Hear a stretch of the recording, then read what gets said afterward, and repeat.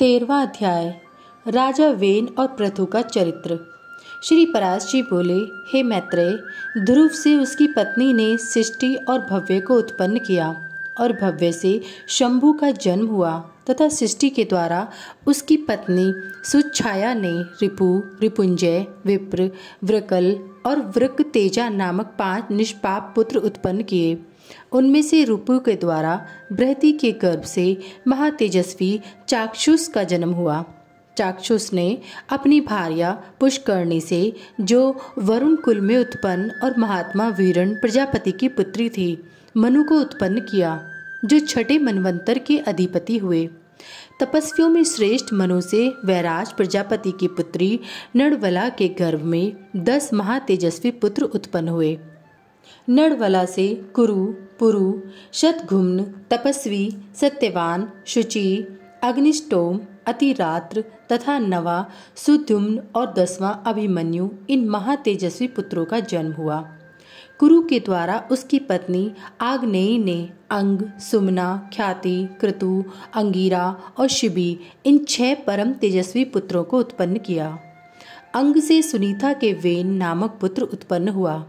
ऋषियों ने उस वेन के दाहिने हाथ का संतान के लिए मंथन किया था। हे महामुने, वेन के हाथ का मंथन करने पर उससे वैन्य नामक महिपाल उत्पन्न हुए, जो पृथु नाम से विख्यात हैं और जिन्होंने प्रजा के हित के लिए पूर्व काल में पृथ्वी को दुहा था।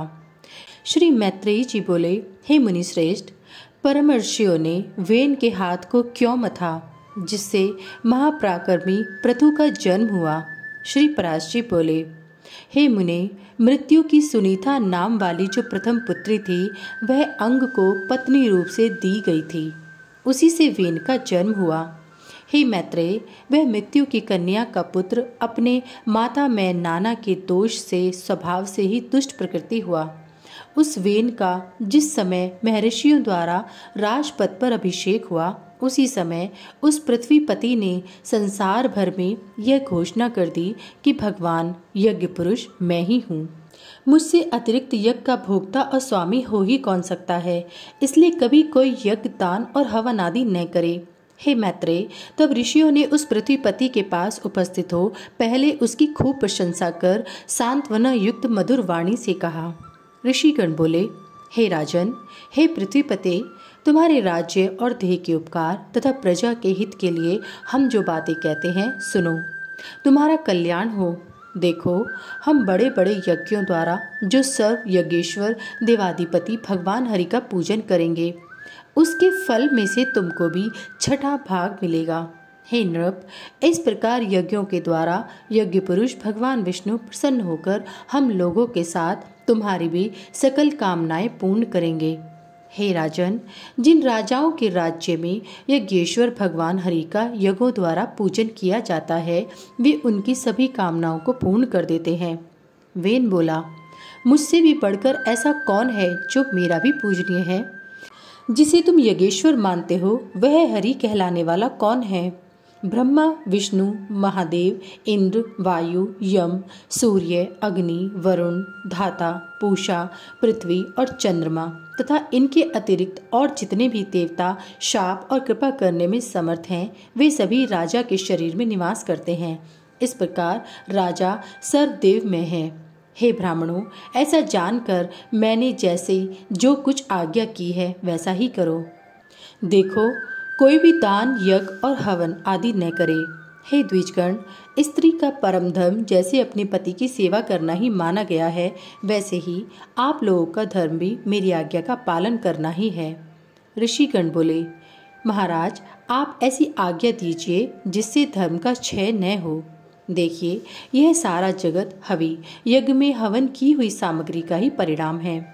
श्री पराशर बोले, महर्षियों के इस प्रकार बारंबार समझाने और कहने सुनने पर भी जब वेन ने ऐसी आज्ञा नहीं दी, तो वे अत्यंत क्रुद्ध और अमर्षयुक्त होकर आपस में कहने लगे, इस पापी को मारो, मारो, जो अनादि और अनंत यज्ञ पुरुष प्रभु विष्णु की निंदा करता है, वह अनाचारी किसी प्रकार पृथ्वीपति होने के योग्य नहीं है। ऐसा कह मुनिगणों ने भगवान की निंदा आदि करने के कारण पहले ही मरे हुए उस राजा को मंत्र से पवित्र किए हुए कुशाओं से मार डाला। हे द्विज, तदंतर उन मुनीश्वरों ने सब और बड़ी धूली उठती देखी। उसे देखकर उन्होंने अपने निकटवर्ती लोगों से पूछा, यह क्या है? उन पुरुषों ने कहा, राष्ट्र के राजा हीन हो जाने से दीन दुखिया लोगों ने चोर बनकर दूसरों का धन लूटना आरंभ कर दिया है। हे मुनिवरों, उन तीव्र वेग वाले पर धनहारी चोरों के उत्पात से ही यह बड़ी भारी धूली उड़ती दिख रही है। तब उन सब मुनीश्वरों ने आपस में सलाह कर उस पुत्रहीन राजा की जंघा का पुत्र के लिए यत्न पूर्वक मंथन किया। उसकी जंघा के मथने पर उससे एक पुरुष उत्पन्न हुआ, जो जले ठूठ के समान काला, अत्यंत नाटा और छोटे मुख वाला था। उसने अति आतुर होकर उन सब ब्राह्मणों से कहा, मैं क्या करूं? उन्होंने कहा, निषीद, बैठ। अतः वह निषाद कहलाया। इसलिए हे मुनि शार्दूल, उससे उत्पन्न हुए लोग विंध्याचल निवासी पाप परायण निषादगण हुए। उस निषाद रूप द्वार से राजा वेन का संपूर्ण पाप निकल गया।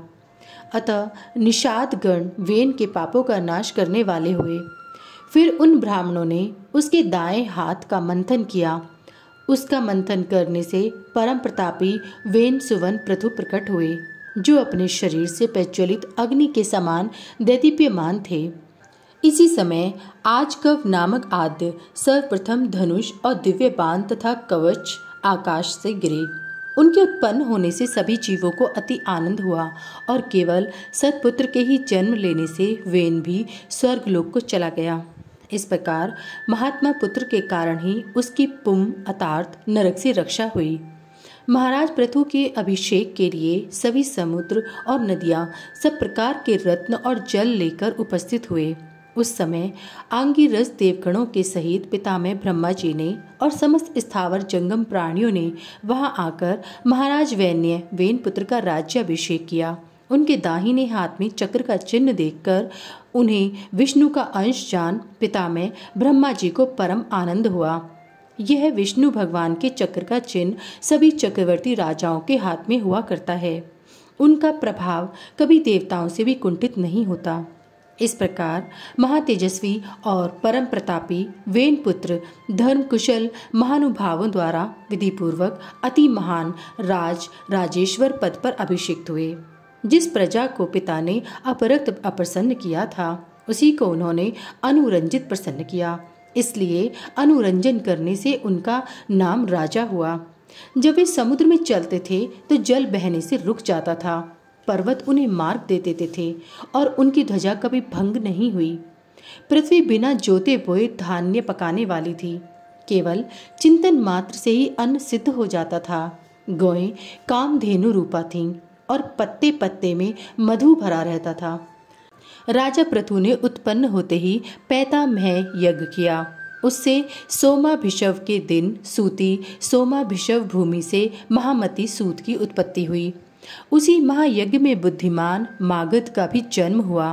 तब मुनिवरों ने उन दोनों सूत और मागधों से कहा, तुम इन प्रतापवान वेन पुत्र महाराज पृथु की स्तुति करो। तुम्हारे योग्य यही कार्य है और राजा भी स्तुति के ही योग्य हैं।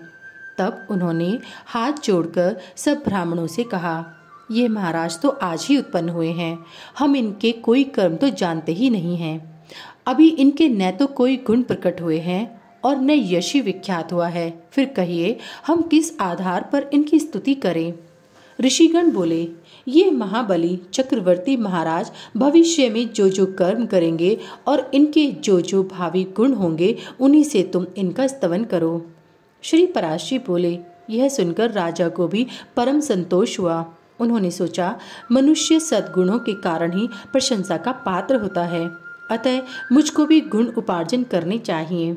इसलिए अब स्तुति के द्वारा ये जिन गुणों का वर्णन करेंगे, मैं भी सावधानता पूर्वक वैसा ही करूँगा। यदि यहाँ पर ये कुछ त्याज्य अवगुणों को भी कहेंगे तो मैं उन्हें त्यागूंगा। इस प्रकार राजा ने अपने चित्त में निश्चय किया। तदंतर उन सूत और मागध दोनों ने परम बुद्धिमान वेन नंदन महाराज पृथु का उनके भावी कर्मों के आश्रय से स्वर सहित भली प्रकार स्तवन किया। उन्होंने कहा, ये महाराज सत्यवादी, दानशील, सत्य मर्यादा वाले, लज्जाशील, सुहृद, क्षमाशील, पराक्रमी और दुष्टों का दमन करने वाले हैं। ये धर्मज्ञ, कृतज्ञ, दयावान, प्रियभाषी, माननीयों को मान देने वाले, यज्ञपरायण, ब्राह्मणीय, साधु, समाज में सम्मानित और शत्रु तथा मित्र के साथ समान व्यवहार करने वाले हैं।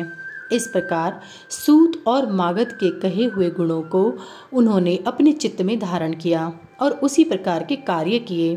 तब उन पृथ्वीपति ने पृथ्वी का पालन करते हुए बड़ी बड़ी दक्षिणाओं वाले अनेकों महान यज्ञ किए।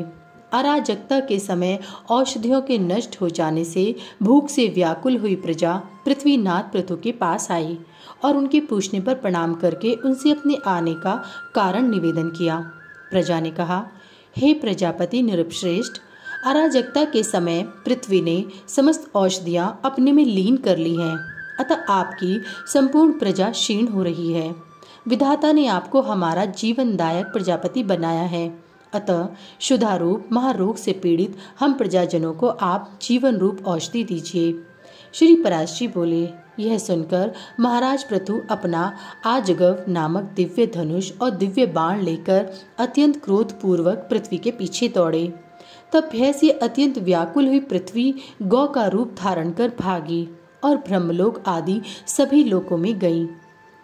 समस्त भूतों को धारण करने वाली पृथ्वी जहाँ जहाँ भी गई वहीं वहीं उसने वेन पुत्र पृथु को शस्त्र संधान किए अपने पीछे आते देखा। तब उन प्रबल पराक्रमी महाराज पृथु से उनके बाण प्रहार से बचने की कामना से कांपती हुई पृथ्वी इस प्रकार बोली। पृथ्वी ने कहा, हे राजेंद्र, क्या आपको स्त्री वध का महापाप नहीं दिख पड़ता, जो मुझे मारने पर आप ऐसे उतारू हो रहे हैं? पृथु बोले, जहाँ एक अनर्थकारी को मार देने से बहुतों को सुख प्राप्त हो, उसे मार देना ही पुण्यप्रद है। पृथ्वी बोली, हे नृपश्रेष्ठ, यदि आप प्रजा के हित के लिए मुझे ही मारना चाहते हैं तो मेरे मर जाने पर आपकी प्रजा का आधार क्या होगा? पृथु ने कहा, अरे वसुधे, अपनी आज्ञा का उल्लंघन करने वाली तुझे मारकर मैं अपने योग बल से ही इस प्रजा को धारण करूंगा। श्री पराशर बोले, तब अत्यंत भयभीत एवं कांपती हुई पृथ्वी ने उन पृथ्वीपति को पुनः प्रणाम करके कहा। पृथ्वी बोली, हे राजन, यत्न पूर्वक आरंभ किए हुए सभी कार्य सिद्ध हो जाते हैं, अतः मैं भी आपको एक उपाय बताती हूँ। यदि आपकी इच्छा हो तो वैसा ही करें। हे नरनाथ, मैंने जिन समस्त औषधियों को पचा लिया है उन्हें यदि आपकी इच्छा हो तो दुग्ध रूप से मैं दे सकती हूँ। अतः हे धर्मात्माओं में श्रेष्ठ महाराज, आप प्रजा के हित के लिए कोई ऐसा वत्स बछड़ा बनाइए जिससे वात्सल्यवश मैं उन्हें दुग्ध रूप से निकाल सकूं, और मुझको आप सर्वत्र समतल कर दीजिए, जिससे मैं उत्तमोत्तम औषधियों के बीज रूप दुग्ध को सर्वत्र उत्पन्न कर सकूं। श्री पराशर बोले, तब महाराज पृथु ने अपने धनुष की कोटि से सैकड़ों हजारों पर्वतों को उखाड़ा और उन्हें एक स्थान पर इकट्ठा कर दिया। इससे पूर्व पृथ्वी के समतल न होने से पुर और ग्राम आदि का कोई नियमित विभाग नहीं था। हे मैत्रेय, उस समय अन्न, गौरक्षा, कृषि और व्यापार का भी कोई क्रम न था। यह सब तो वेन पुत्र पृथु के समय से ही आरंभ हुआ है। हे द्विजोत्तम, जहाँ जहाँ भूमि समतल थी वहीं वहीं पर प्रजा ने निवास करना पसंद किया। उस समय तक प्रजा का आहार केवल फल मूलादि ही था, वह भी औषधियों के नष्ट हो जाने से बड़ा दुर्लभ हो गया था। तब पृथ्वीपति पृथु ने स्वयंभू मनु को बछड़ा बनाकर अपने हाथ में ही पृथ्वी से प्रजा के हित के लिए समस्त धान्यों को दुहा। हे तात, उसी अन्न के आधार से अब भी सदा प्रजा जीवित रहती है। महाराज पृथु प्राणदान करने के कारण भूमि के पिता हुए, इसलिए उस सर्वभूत धारिणी को पृथ्वी नाम मिला। हे मुने, फिर देवता, मुनि, दैत्य, राक्षस, पर्वत, गंधर्व, सर्प, यक्ष और पितृगण आदि ने अपने अपने पात्रों में अपना अभिमत दूध दुहा तथा दुहने वालों के अनुसार उनके सजातीय ही दोग्धा और वत्स आदि हुए। इसलिए विष्णु भगवान के चरणों से प्रकट हुई यह पृथ्वी ही सबको जन्म देने वाली, बनाने वाली तथा धारण और पोषण करने वाली है। इस प्रकार पूर्व काल में वेन के पुत्र महाराज पृथु ऐसे प्रभावशाली और वीर्यवान हुए। प्रजा का रंजन करने के कारण वे राजा कहलाए। जो मनुष्य महाराज पृथु के इस चरित्र का कीर्तन करता है उसका कोई भी दुष्कर्म फलदायी नहीं होता। पृथु का यह अत्युत्तम जन्म वृत्तांत और उनका प्रभाव अपने सुनने वाले पुरुषों के दुख स्वप्नों को सर्वदा शांत कर देता है। इति श्री विष्णु पुराणे प्रथमे अंशे त्रयोदशो अध्याय समाप्त।